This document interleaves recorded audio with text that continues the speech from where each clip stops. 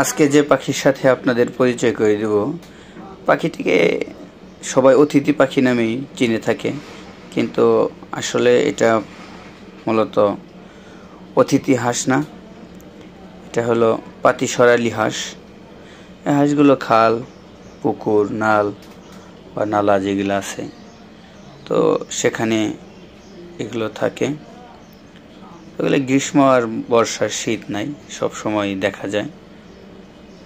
আগে তো এক সময় অতিথি পাখি হিসেবে এগুলো আমাদের গ্রাম অঞ্চল বা বাংলাদেশে এগুলোকে বলতো যেগুলো অতিথি পাখি। কিন্তু আসলে মূলত এই ফটোগ্রাফার যদি না হতাম তাহলে হয়তো অনেক পাখির নাম না জানাই থেকে যেত। আজ এগুলো ফটোগ্রাফার হিসেবে